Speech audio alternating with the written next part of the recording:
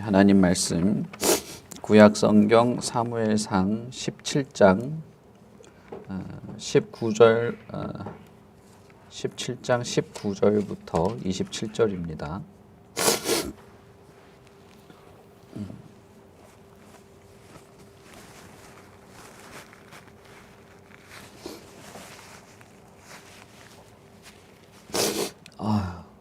사무엘상 17장 19절부터 27절 제가 봉독하겠습니다. 그때의 사울과 그들과 이스라엘 모든 사람들은 엘라 골짜기에서 블레셋 사람들과 싸우는 중이더라. 다윗이 아침에 일찍이 일어나서 양 지키는 자에게 맡기고 이새가 명령한 대로 가지고 가서 진영에 이른즉 마침 군대가 전장에 나와서 싸우려고 고함치며 이스라엘과 블레셋 사람들이 전열을 벌이고 양군이 서로 대치하였더라. 다윗이 자기의 짐 지키는 자의 손에 맡기고 군대로 달려가서 형들에게 문안하고 그들과 함께 말할 때에 마침 블레셋 사람의 싸움 도두는 가드 사람 골리앗이라 하는 자가 그 전열에서 나와서 전과 같은 말을 하며 다윗이 들으니라. 이스라엘 모든 사람이 그 사람을 보고 심히 두려워하여 그 앞에서 도망하며 이스라엘 사람들이 이르되 너희가 이 올라온 사람을 보았느냐? 참으로 이스라엘을 모욕하러 왔도다. 그를 죽이는 사람은 왕이 많은 재물로 부하게 하고 그의 딸을 그에게 주고 그 아버지의 집을 이스라엘 중에서 세금을 면제하게 하시리라. 다윗이 곁에 서 있는 사람들에게 말하여 이르되 이 블레셋 사람을 죽여 이스라엘의 치욕을 제거하는 사람에게는 어떠한 대우를 하겠느냐? 이 할례 받지 않은 블레셋 사람이 누구이기에 살아계시는 하나님의 군대를 모욕하겠느냐? 백성이 전과 같이 말하여 이르되 그를 죽이는 사람에게는 이러이러하게 하시리라 하니라. 아멘. 우리가 17장 19절부터 읽었습니다마는 19절 그 앞부분에 있는 1절부터 18절까지의 전체 내용을 좀 살펴보면 훨씬 좀 이 상황이 이해가 잘 되는데 양이 너무 많아서 앞부분을 읽지 않았습니다마는 앞부분에 있는 내용은 이스라엘이 블레셋과 전쟁을 하고 있는 와중에 일어난 어떤 일들을 이제 설명하고 있습니다. 블레셋 사람들이 이스라엘과 엘라 골짜기에 모여서 서로 상대방을 보면서 골짜기를 이제 가운데 두고 진열을 벌여서 진을 치고 있었던 것이죠. 그 중에서 블레셋 가드 사람, 블레셋 가드는 이스라엘과 아주 가까운 도시였습니다. 그 블레셋 가드에서 골리앗이라고 하는 사람이 매일 나와서 이스라엘을 도발하기 시작한 것이죠. 그 사람은 키가 무척 컸습니다. 그리고 창이 배틀채 같이 크고 넓은 것이었다. 창날은 1600세겔이나 되는 그 무게를 가지고 있었고 골리앗의 방패를 또 다른 사람이 들고 그 앞에 서 있을 만큼 대단한 위용을 자랑하는 사람이었습니다. 17장 4절에 보면 골리앗이 6규빗이나 된다. 6규빗 한 뼘이다. 이렇게 되어 있는데 물론 규빗이 시대에 따라서 길이가 조금씩 바뀌긴 했습니다만은 평균적인 길이로 친다고 해도 지금으로 치면은 거의 3m에 달하는 키라고 볼 수 있습니다. 그러니까 그냥 거인이죠. 좀 상상하기 힘들 정도의 큰 거인인데 키만 큰 것이 아니고 몸이 건장하고 대단한 어떤 위용을 가지고 있었다라고 볼 수 있습니다. 이 사람이 이제 심심하면 진영 밖으로 나와서 소리를 치기 시작하는 것이죠. 우리가 이렇게 전면전을 벌이지 말고 대표 한 사람씩 나와서 1대1로 한번 일기토를 하자 이렇게 말하는 겁니다. 그래서 둘 중에 누가 지던 지는 쪽이 그 군대 전체가 노예가 되는 것으로 그렇게 하자. 이러면서 소리를 치면서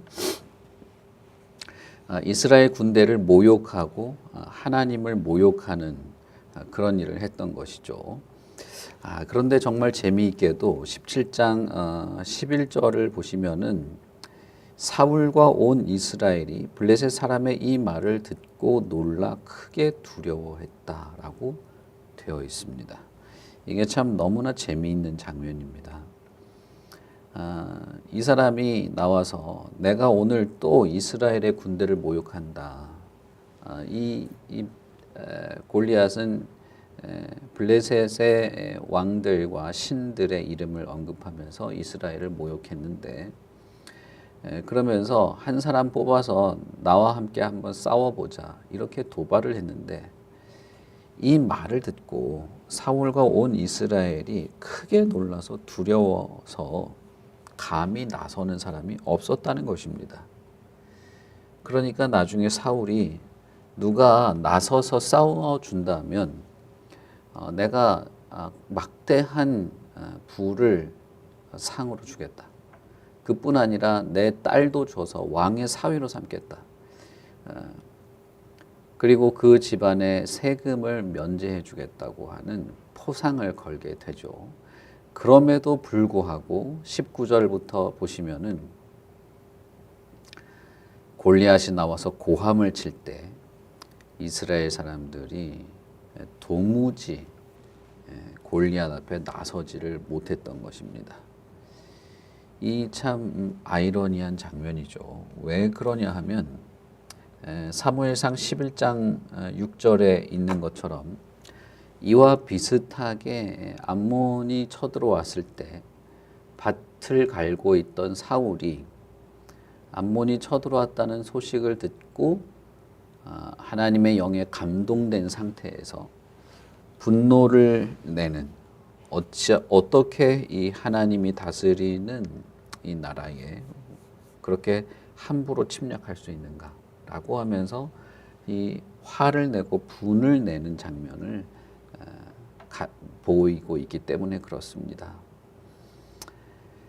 심지어 이건 그냥 침략한 것도 아니고 전쟁 중에 블레셋 사람 골리앗이 하나님을 모독하고 이스라엘 군대를 모독하고 조롱하고 있음에도 불구하고 그 이야기를 공개적으로 들으면서도 이스라엘 중 누구도 화를 내거나 분을 내거나 대항하려고 하고 있지 않다는 것입니다.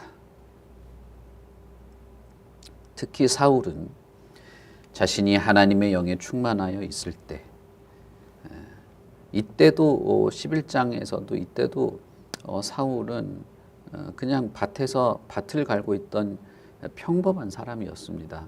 그러나 그가 기름 부음을 받고 사무엘로부터 기름 부음을 받고 하나님이 택한 왕으로서의 내적인 자기 정체성을 가지고 있을 때, 그리고 하나님이 그와 함께하고 있을 때 그는 하나님을 대변할 만한 태도, 하나님을 대변하여서 분노를 일으키는 그런 태도를 가지고 있었습니다. 제가 그 부분을 잘 기억해 놓으시라고 말씀을 드렸었죠. 오늘 장면과 연결된 내용이기 때문에 좀 잘 기억해 놓으시라고 했던 것인데, 오늘 장면에서 보면 사울은 전혀 그런 사람이 아닙니다.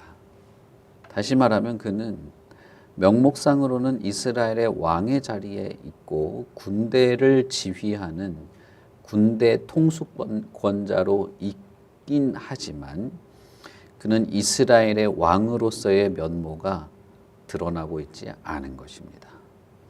마땅히 분노해야 할 때에 분노하지 않고 있는 것이죠.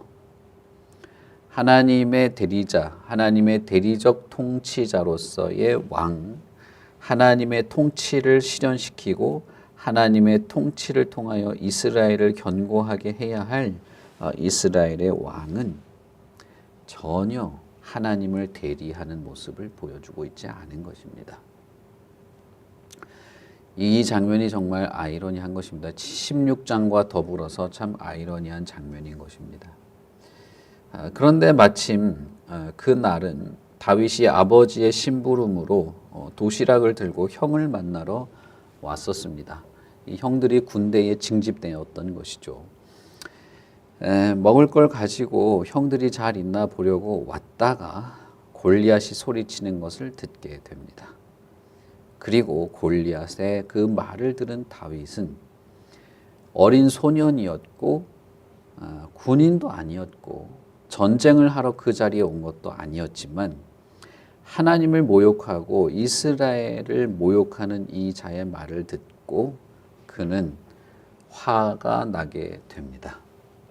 그러면서 사람들에게 이 블레셋 사람들을 죽여서 이 치욕을 해소할 사람이 누구냐? 이 할례도 받지 못한 이 자가 어떻게 살아계신 하나님의 군대를 모욕하게 내버려 둘 수 있느냐라고 하면서 사람들을 독려하기 시작하는 것입니다. 자, 여러분, 다윗은 군대로 징집되지도 못할 만큼 어린 사람이었습니다. 그래서 아버지의 심부름을 하며 왔다 갔다 할 정도로 어린 소년이었고 군인으로서의 어떤 용맹과 어떤 훈련을 받은 사람도 아니었습니다. 그럼에도 불구하고 다윗은 하나님을 모욕하는 이 이방인의 이 방자함에 대해서 화를 내고 있고 분노를 하고 있는 것이죠. 마치 그 옛날에 사울이 밭을 갈고 아버지의 심부름이나 하던 그런 소시민이었을 때에도 하나님의 기름 부음을 받고 하나님의 왕으로서 선택받았을 때에 거룩한 분노를 일으켰던 마치 그 모습이 지금은 다윗에게서 보이고 있는 것입니다. 더 참 뭐랄까요, 이 아이러니한 것은 무엇이냐면 그 이야기를 들은 형 엘리압이 다윗을 보고 야, 너가 공주님과 결혼하고 왕이 큰 재물을 준다니까 거기에 눈이 팔려가지고 교만해서 헛소리를 한다고 비아냥거린 것이죠. 나는 네가 무슨 마음으로 그러고 있는지 안다. 너는 교만하고 철딱선이 없는 소리를 하고 있는 것이다. 전쟁이 애들 장난인 줄 아냐? 넌 전쟁을 뭐 구경하러 왔냐? 하면서 다윗을 폄하하는 것입니다. 골리앗이 폄하한 것이 아니에요. 자기 민족, 그것도 자신의 친형이 조롱한 것이죠. 여러분, 이 엘리압의 말은 이스라엘의 상태를 아주 상징적으로 보여줍니다. 그것은 무엇이냐 하면 사울 왕이 통치하는 이스라엘 백성은 사울 왕을 닮았다는 것입니다. 하나님이 인정한 왕이 아닌 그들의 욕구와 그들의 탐욕 때문에 세워진 왕으로 전락한 사울, 그리고 그 사울의 다스림을 쫓는 이스라엘은 사울을 닮은 자, 좀 더 쉽게 말하면 그저 사울과 같은 수준에 머무르는 자로 전락해버렸다는 것입니다. 그래서 이 어린아이가 하나님의 영에 이렇게 충만하여서 이 거룩한 분노, 하나님의 이름이 모욕받는 것에 대한 그 분노를 일으킬 때 그 말을 듣고 자기들의 마음도, 자신들의 마음도 그 하나님을 대리하는 이스라엘이라고 하는 자기 정체성을 찾고 그 분노와 그 동료에 동참하기는커녕 조롱하고 폄하하는 그런 일을 하게 되는 것이죠. 그러나 다윗은 그 말을 듣고도 자신 안에 있는 그 분노를 참을 수가 없었습니다. 그래서 사람들에게 계속 다니면서 독려하고 자기보다 훨씬 능력도 많고 나이도 많고 건장한 사람들, 군인들을 이리저리 만나면서 독려하기 시작합니다. 이런 다윗의 면모가 여러분 진정한 이스라엘의 왕이 누군지를 보여주는 것이죠. 만약에 사울이 이런 모습이었다면, 사울이 이런 모습이어서 하나님과 동행하고 하나님께서 택한 왕으로서의 중심을 가지고 있었다면 하나님을 모욕하는 이 이방인에 대하여 그는 이스라엘의 왕으로서 하나님의 대리자로서 기름 부음 받은 자로서 거룩한 분노로 골리앗 앞에 나섰었을 겁니다. 그리고 이스라엘도 그런 사울 왕의 다스림을 받는 이스라엘도 이렇게 비굴한 자로 남지 않았을 것입니다. 그러나 사울은 하나님을 떠났고 하나님도 사울을 떠났고 사울에게 남은 것은 거대한 적 앞에서 두려움밖에 남지 않은 것이죠. 제가 지난주에도 말씀드린 것처럼 사울은 전쟁에 나가서 진 적이 없습니다.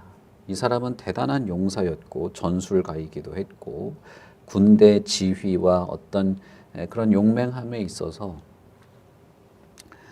뒤지지 않는 사람이었습니다. 그러나 자신의 상상을 초월하는 대적이 앞에 등장했을 때 두려움이 몰려오는 것은 자기가 막을 수가 없는 것이죠. 자신에게 찾아오는 두려움은 자신의 마음의 연약함은 어떻게 해볼 수가 없는 것입니다. 그리고 하나님을 향한 그 모욕하는 말을 들어도 이제는 하나님의 영이 떠난 그런 상황에서는 아무런 반응조차 할 수 없었던 것이죠. 우리는 이 장면에서 외적으로 겉모습으로 볼 때는 정말 볼품없는 아버지의 심부름으로 도시락이나 들고 군대에 와서 형이 잘 있나 없나 보는 그런 정도의 수준의 이 소년이라 할지라도 그 중심에 무엇이 있는지를 보게 됩니다. 그 중심에는 하나님을 향한 진지한 태도, 무엇보다도 하나님의 영이 그와 함께 하시고 하나님의 영의 충만함으로써 하나님의 마음을 대변하는 듯한 한 아이, 소년을 보게 되는 것입니다. 그리고 진정한 왕의 면모가 그에게 있다는 것도 보게 되는 것입니다. 이스라엘의 왕은 외모로 결정되지 않습니다. 겉모습으로 결정되는 것이 아닙니다.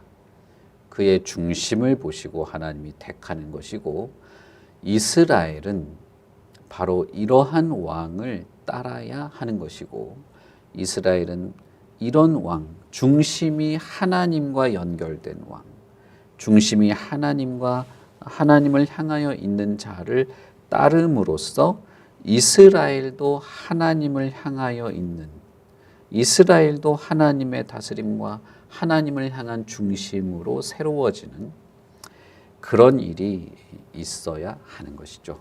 그것이 이스라엘인 것입니다. 그것이 이스라엘의 왕인 것이죠. 그런 면에서 여러분, 저는 여전히 같은 질문 혹은 같은 어떤 같은 주제, 이 참 화두라는 말은 불교 용어라서 좀 쓰기가 그렇긴 하지만 어쨌든 같은 화제를 또 말씀드릴 수밖에 없습니다. 저와 여러분에게 있어서 진정한 왕은 누구입니까? 우리가 따르고 닮고 영향을 받고 이끌리고 순종하고 굴복하는 왕은 누구입니까?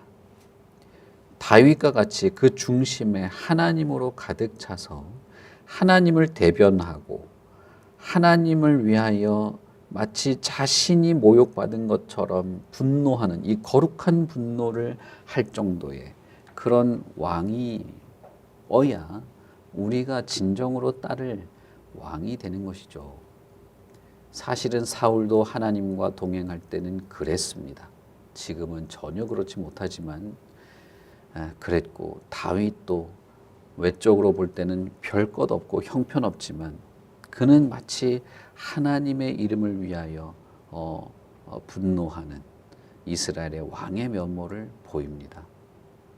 예수 그리스도를 한번 생각해 봅시다. 그리스도야말로 하나님의 마음을 대변하는 거룩한 분노를 가지신 분이었습니다. 그는 하나님의 성전이 더럽혀지는 것을 보고 참을 수 없었습니다. 우리가 여러분 그 복음서에서 그 장면을 보면 예수님은 아침 일찍 일어나서 성전으로 올라갈 때 배가 많이 고팠어요. 저는 요즘에 배가 고프면 정신을 못 차리거든요. 이 허기가 공복감이 시작되면은 진짜 정신이 없습니다.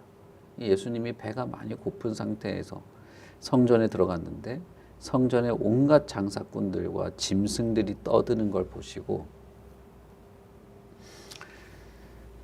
그 사람들에게 마구 화를 내고 온갖 진상을 부리면서 판을 다 뒤집어 엎고 쫓아내버리시죠.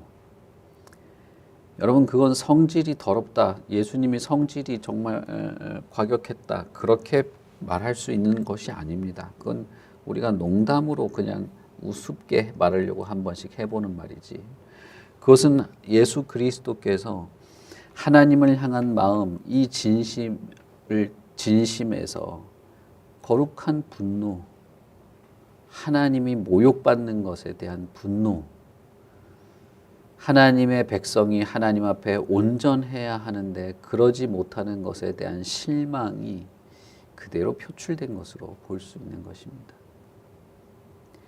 다윗은 예수님의 그림자입니다. 다윗이 중요한 이유는 그가 예수님의 그림자 같은 모습을 가지고 있기 때문이죠. 이와 같은 왕이 우리의 왕입니다. 하나님의 마음을 대변하고 하나님을 향한 중심 앞에서 이 거룩한 분노의 모습을 보일 수 있는 이런 왕이야말로 우리의 왕입니다.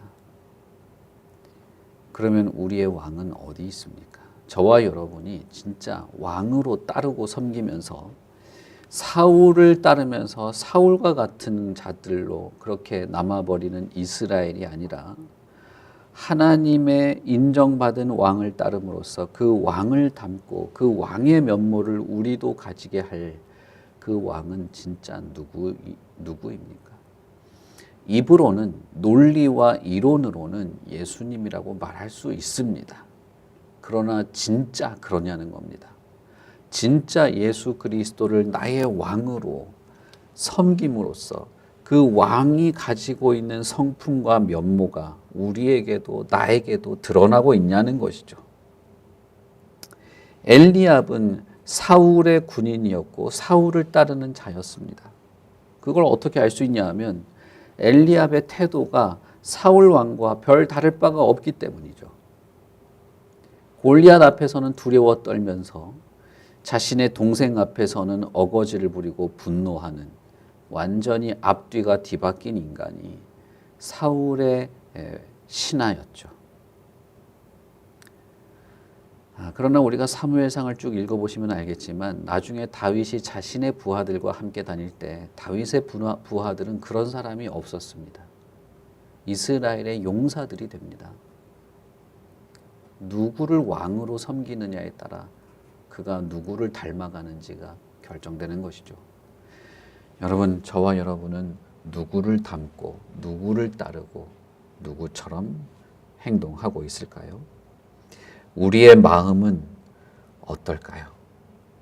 하나님을 마음에 품고 하나님을 대변하며 마치 하나님의 그 마음을 대변하듯 거룩한 분노를 품을 수도 있는 그런 마음이 저와 여러분에게 있는 걸까요? 쉽게 말하면 저와 여러분이 진정한 왕, 진정한 이스라엘의 왕이신 예수 그리스도를 왕으로 알고 정말 순종하며 따르고 있는 것입니까? 우리는 우리 오늘 하루의 삶을 시작할 때 이것을 진지하게 생각해 보시길 바랍니다. 나에게 참된 왕, 나를 인도하고 나를 하나님의 백성으로 거룩한 하나님의 자녀로 그런 면모를 가지고 살아가게 할 나의 왕은 정말 누구인가? 내가 따르고 싶은 그 왕이 오직 예수 그리스도인가? 우리는 한번 내 안에, 나의 내면에 한번 질문을 하고 나를 인도해 주시고 나를 다스리시고 하나님을 알지 못하는 이 복잡한 세상에서 하나님의 백성답게 살아갈 마음의 용기와 담대함을 주실 주님을 바라보며 나를 인도해 주시기를 기도하면서 하루를 시작하면 그것이 우리에게 가장 좋을 것이라 생각합니다.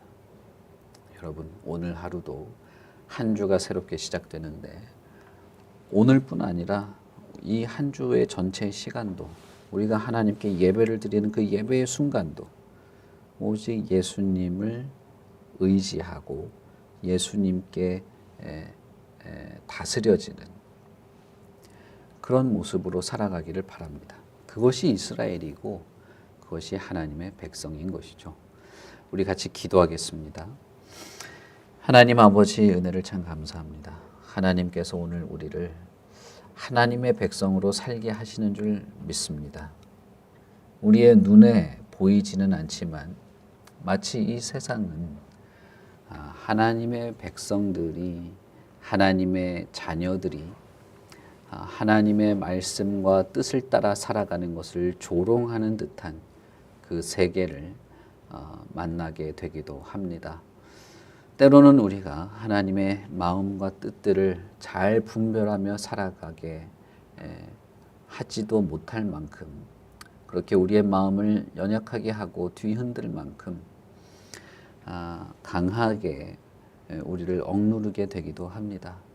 때로는 우리의 마음이 너무나 연약하고 힘이 없어서 하나님을 바라보지 못하게 될 만큼 연약하게 될 때도 있습니다. 그러나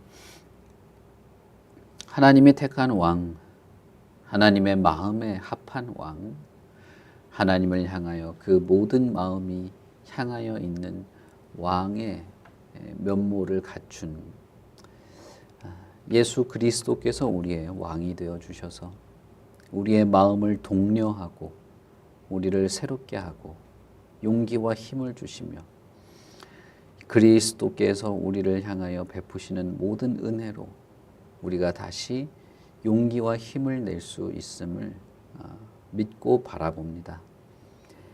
우리의 내면을 볼 때는 아무것도 아니고 오히려 연약한 소시민에 불과하지만 나를 다스리시는 예수 그리스도를 생각할 때는 그분께서 친히 나의 앞에 서시고 그분께서 친히 우리의 대적과 싸우시고 그분께서 친히 자신의 전쟁을 승리로 이끄시는 우리의 왕이신 것을 다시 한번 생각합니다.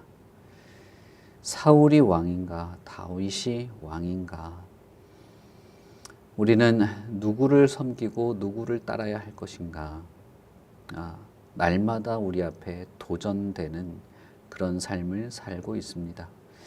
하나님이여 우리를 도우시고 지키시고 붙잡으시고 강하고 용기 있게 세워주시기를 바랍니다.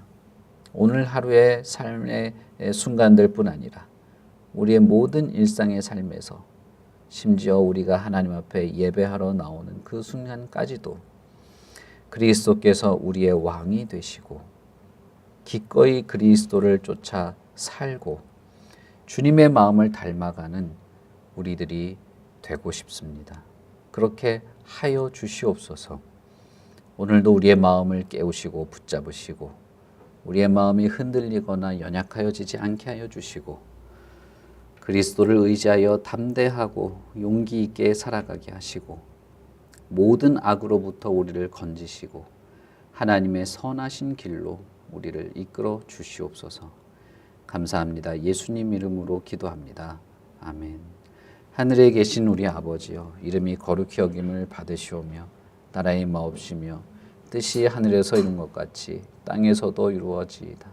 오늘날 우리에게 일용할 양식을 주옵시고 우리가 우리에게 죄 지은 자를 사하여 준 것 같이 우리 죄를 사하여 주옵시고 우리를 시험에 들게 하지 마옵시고 다만 악에서 구하옵소서. 대개의 나라와 권세와 영광이 아버지께 영원히 있사옵나이다. 아멘.